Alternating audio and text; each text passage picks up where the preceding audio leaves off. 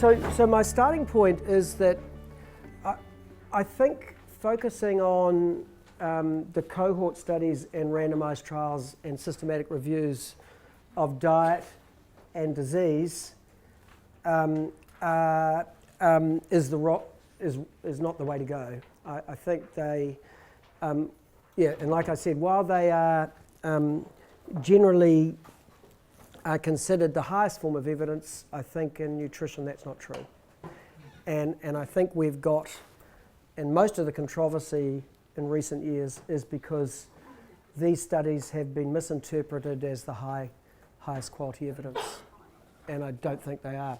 So, well, if those studies which we consider the highest form of evidence are not, what the hell do we do? And a number of you have asked these questions, and you've asked, I mean, there's a lot of questions, and some of them I don't have answers to, so when I say don't read the abstracts, read the underlying papers, and you say, where can I get them? Well, I'm afraid I really can't help, other than we talked about at least looking on Google Scholar, and particularly I think the thing that you can find on Google Scholar is if there is a publication that's been publicised, do see if you can get the letters over the next 6 months, because that's usually the true peer review.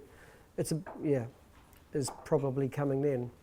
And where do we go for, Jane, as a GP, where do you find, I think in New Zealand, there'll be some arguments against it, but I think in general the Heart Foundation is good.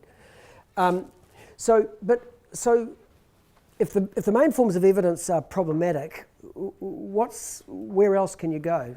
And so let me start. And my main interest is saturated fat and carbohydrate and coronary disease, mainly coronary disease. Does anyone know, well, here's something simple. So compared to 40 years ago, maybe 30 years ago, because some of you are too young, but even if you're not, just pretend you're 40. Do you think our health overall is better today than it was 40 years ago, or worse? Better. Worse? Who thinks worse? It depends on your ethnicity. So it depends on your ethnicity and your poverty status. So you think if socioeconomic. So you think that if you're say Māori, Pacific and low, it's worse, but if you're okay, would you think better or worse? Did you say? Well, my parents died really young. Yeah. So you think it's better? Yeah. So we will live longer. It's variable. If I think of my uncles, back then, like family photos, they're all very slim and trim. Whereas if I think of my male cousins, same age, they're a lot bigger. Okay. But the age thing about but it depends on your yardstick, doesn't it? Quality of life. Okay. So I'll give you something. So actually, how about well, we've kind of answered longevity. Yeah. So we're living longer? Yeah. Much longer? Yes. by 86 So does anyone know how much we're gaining in life expectancy every day? 6 hours. Yeah. Wow. Well, between 4 and 6 hours a day. We're gaining, but you heard me say that, did you? I don't know where somebody told me that and I just came out of my head. Yeah, so New Zealanders are gaining 4 to 6 hours of life expectancy per day. Now, do you think, what about quality of life? Do you think quality of life has improved? So that's mortality. What about, do you think we're just getting disease? Some people have had some people have. Not as much. I think it's improving, but not as much. Yeah, so somewhere between 2/3 and 3/4 of that is healthy life expectancy. So maybe 3 or 4 hours a day in healthy life expectancy. So our and that's without disease. So our life expectancy without disease. What about dementia? Do you think dementia is increasing? Yes. It's not. It's not Diagnosed. No, you're getting it later. It's just the older people, of course. So but we're actually getting dementia later. Yeah, so dementia rates are falling. But of course, you have to, there's two ways of looking at this. Of course, the death rate is 1 per person per lifetime. So the death rate hasn't changed, it's when it happens. And the older you are, the more likely you are to get dementia and diabetes and those things. So, but if you actually look for a certain age group, so for people today who are 60 to 70, their dementia rates are lower than 60 to 70-year-olds 20 and 30 years ago. But people aren't getting this message. Yeah, I mean, because what we see is that as a population, it's worldwide, we're getting fatter. We see that, and you can see it. You know, it's something that everyone can see, and actually, even if we were, as a population, now getting losing weight and getting thinner, if you told people actually we're getting fatter, you just have to go out and find someone who's overweight and say, yes, you're right. So it's really easy to give that perception. But we are getting fatter, don't get me wrong. I mean, we are getting fatter. But surely that burden of disease is going to be later then, isn't it? We haven't quite got there yet. Well, this is the key. This is really key, and this is part of what I want to talk about. So, and this thing that Boyd Swinburne talks about. He talks about conflation of stuff, and it's about putting stuff together. Like, maybe sometime death rates will start increasing, but we've been getting fatter for a long time, and disease is still plummeting. So let me show you something in New Zealand. So in New Zealand, this is all vascular disease. So this it's coronary disease and stroke and other things. So it's putting it all together, and it peaked in the late 60s. And the way this is done, this is people aged 35 to 69. Yep. If you want to go and find this is if you go to www.mortality-trends.org. It's got lots of countries, all the OECD countries and a few others, and you can choose a country, you can choose a disease, and you can choose an age group, and it produces these graphs. It's quite nice. It's WHO. So www.mortality-.org. It's great. It was actually developed by a New Zealander who unfortunately died last year. He was living in the UK, but he died prematurely of a parotid cancer. But anyway, so the death rate, this is death rates, and they're just plummeting. It's just incredible. It's about 3% a year since the late 60s. What have I got here? This is coronary disease. So you can see that that's all vascular disease, and that's because coronary disease is the number one. So peaked in 1967.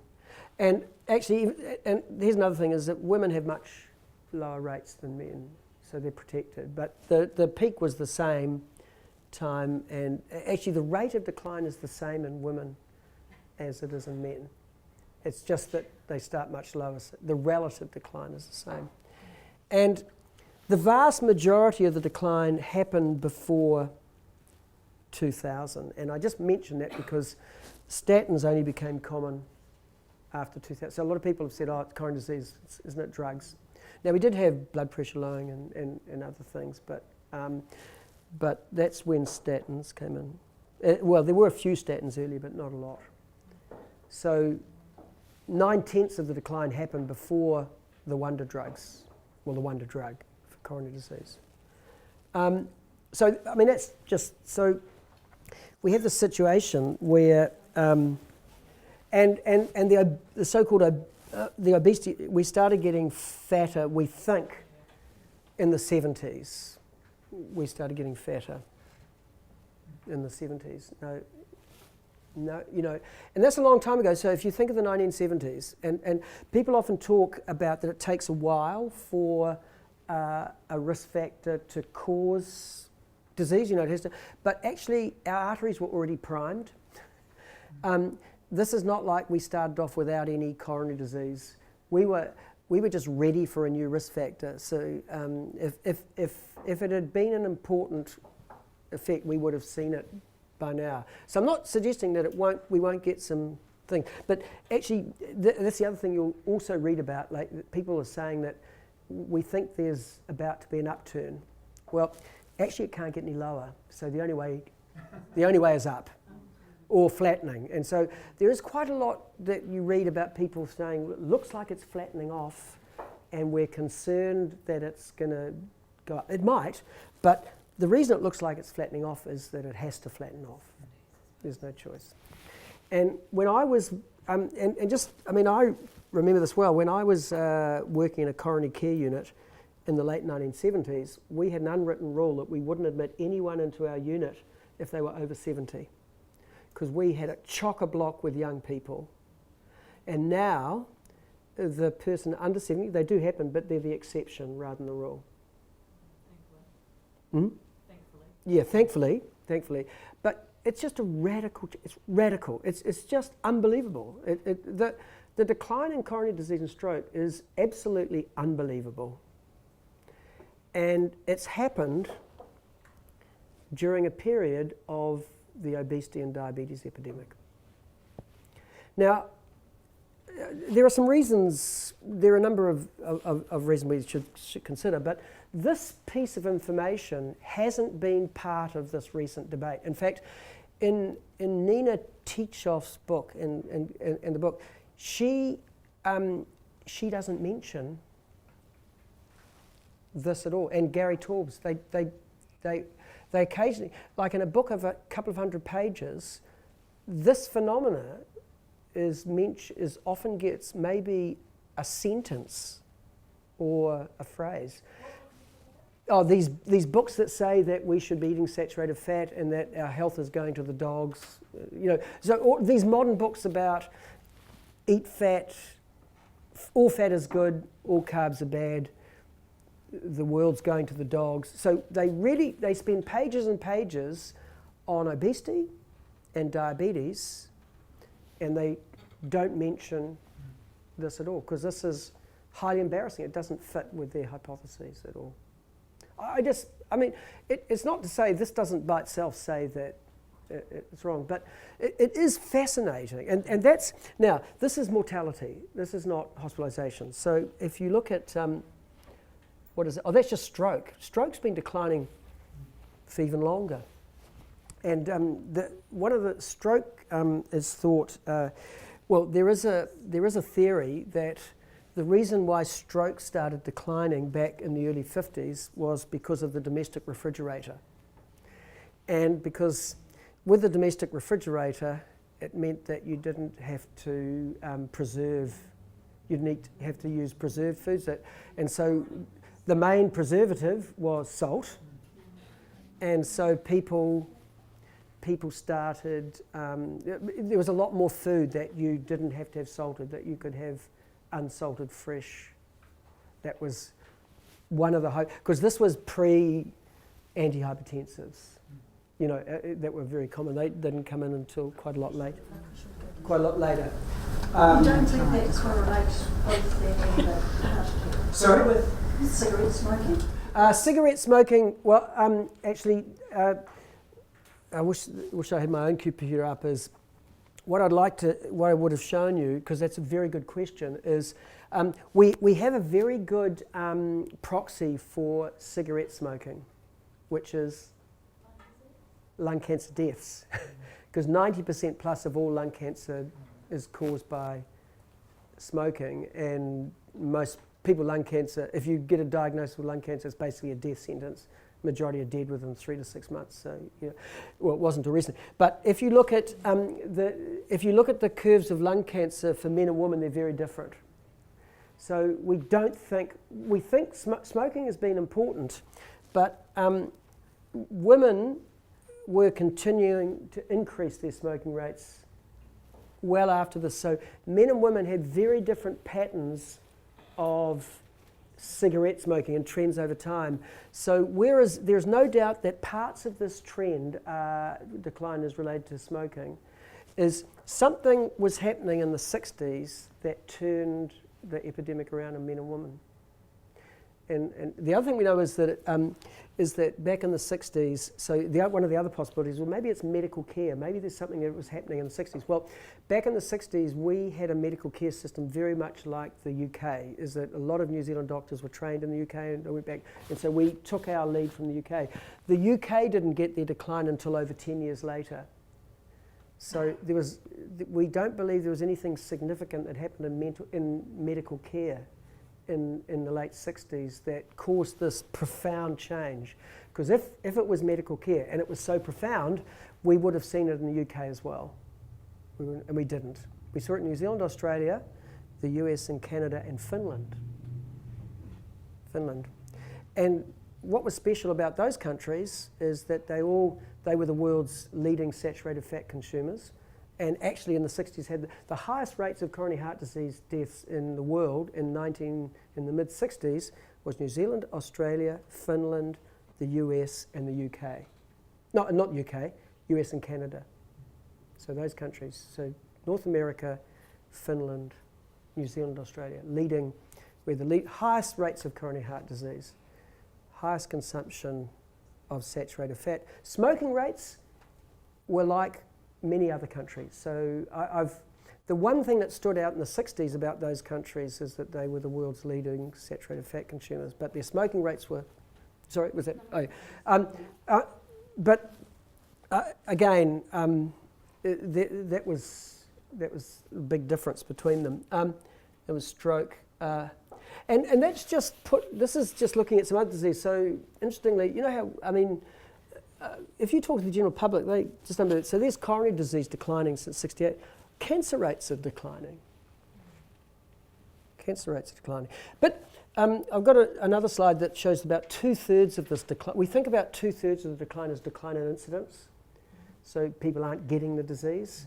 And a third is due to better treatment once you've got it. So, that is part of it, is that we are treating, once you've got coronary disease, the treatments are better. So if you survive, you make it to hospital, the treatment's better. But it looks like maybe a third of the decline is due to that. So most of this is people aren't getting the disease. And so either they've changed their lifestyle or they're getting preventive treatments. And people often talk about 50-50, the decline is 50-50 medical care and sort of lifestyle changes. My guess is it's probably a bit more lifestyle, but even cancer rates are coming down. The green is stroke. Pretty much everything's coming down. Why isn't diabetes going up? Okay, good question. So diabetes deaths are going down as well. This is mortality. Pretty much everything's going down. Is that everybody or is it an age one? That's everybody. That's age standardised for the whole population. So if all of the death rates from various diseases are going down, what are we dying from? We're just dying later. Okay. Yeah. So we're dying later. But this is the biggie. This one is the biggie. Yeah. It's the number one. And when you combine coronary disease and stroke, it's way bigger, But fascinating. It's another thing. I don't know whether you've heard people talk about how what's happened is that people aren't dying of coronary disease, but they're getting cancer instead. You heard that? And so people talk about cancer rates are increasing, but they say cancer is now the major cause of death in New Zealand, and that heart disease rates are no longer that's why I said I might not be doing coronary disease epidemiology, because there won't be any left. Well, there still will be some, but there's enough to keep me going. But look at this. What's happened is that both coronary disease and cancer rates are coming down, but coronary disease rates are coming down faster. So when you read something in the media, or even I've heard doctors and other health professionals say that, and maybe it's just that they're trying to summarise something, but the impression you get is that cancer rates are increasing, that coronary rates are declining, but then people are allowed to get cancer, and so cancer rates are increasing. Cancer rates are not increasing, they're going down, but they're just not going down as fast. And then, so that was that's deaths from all causes. So it's not like we're missing out, because one of the things that when we look at these sorts of data, because these are considered somewhat crude, because these are national statistics, and there are warts and all. And so one of the things that people say, well, actually, maybe this is decline, but maybe there's something else that we're now calling it. Like, the French, for instance, have lower coronary rates quite a lot lower, but a lot of French people die from things that we don't even have causes. I can't remember. There was a list of things. So they just don't count the same way as we do. Yeah. So French. There's this French paradox. How it's thought that's why they drink red wine and they benefit. But apparently French men die at a faster rate than New Zealand men. It's just not called coronary disease. And maybe the alcohol is killing them from something else first. But anyway, yeah. Just so is the first date 1948? This is 1948. Yeah. So would they be? Because I understand that they didn't, when people died, it was sort of, well, they died, but we don't actually know what from, and then sort of they got better at classifying, okay, this was from this and this was from this, Yeah. to do with the heart specifically. Yes. So is it possible that they just sort of started figuring out, okay, this person actually did die from? Yes, but so yeah, that's probably not. Do you think that could be the? No, because it's a really good question, but let's just find it. So if you thought that that what was happening is they just were getting better at, just what you're saying, getting better at diagnosing heart disease. Yeah. So if that was the case, if that was going up, you would have expected the things that they used to get it mixed up was stroke. You would have expected that to go down, but it didn't. So what actually what happened is that in general that death rate, and maybe this is what this one might help us with. Okay, so this is total deaths. So it wasn't like we were changing the name of it. It doesn't seem like the definition was changing.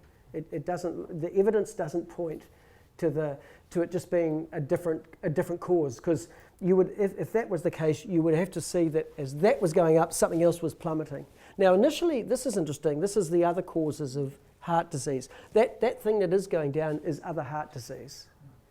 So it was still called heart disease.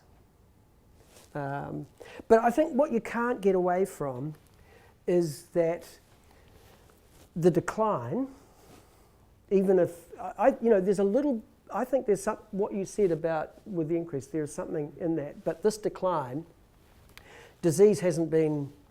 We haven't changed the definitions much, or very little, since the 60s, and that decline in total mortality parallels the decline in coronary disease. It's not like there's no way that that's declining because we're calling coronary disease something else. I can be absolutely confident that that's not happening. And that's a 90% decline. 90% decline in coronary disease. It's isn't it? It's almost unbelievable. And this was the study that is a long-term study looking at how much of the decline was due to reduction in incidence and case fatality, and this was published in The Lancet in 1999. And about 2/3 of the decline was due to less disease and 1/3 to better treatment.